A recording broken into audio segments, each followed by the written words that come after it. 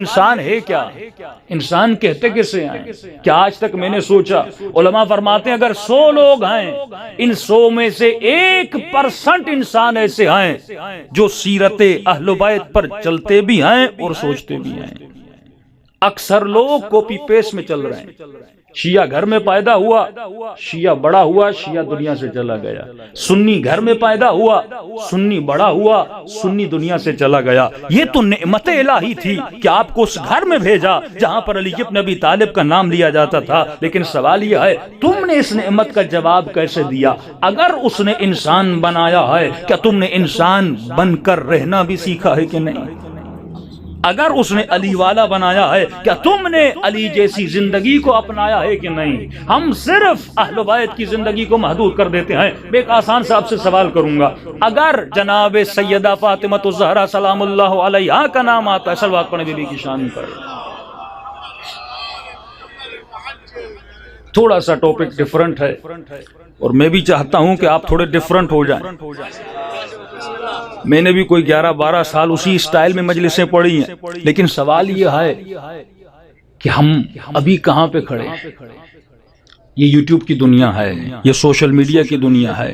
مجھے تعجب ہوتا ہے کہ وہ انڈیا جہاں پہ 300 ملین یا 3 ملین خداؤں کو پوجنے والے لوگ ہیں، عبادت کرنے والے لوگ ہیں، ان کے یہاں سے اگر کوئی اسپریچولیٹی سکھاتا ہے، روحانیت سکھاتا ہے، یوٹیوب پر آپ اس کے سبسکرائبر دیکھیں گے، more than 3 ملین سبسکرائبرز ہیں اس کے۔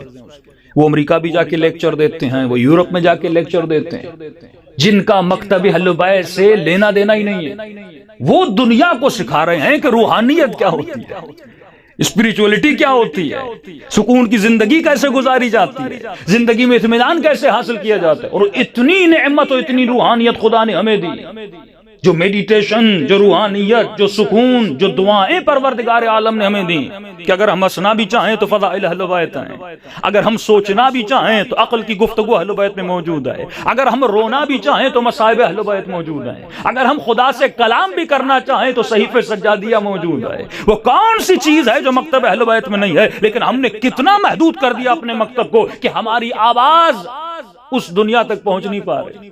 یعنی ہم شیعہ صرف شیعہ سرکل میں کیوں ہیں؟ یہاں تک کہ ایک سنی ہمیں سننے نہیں آتا۔ ہم کیوں خود کو اتنا محدود کر دیتے ہیں؟ جب ہم محدود ہوں گے تو پیغام اہل بیت محدود ہوگا۔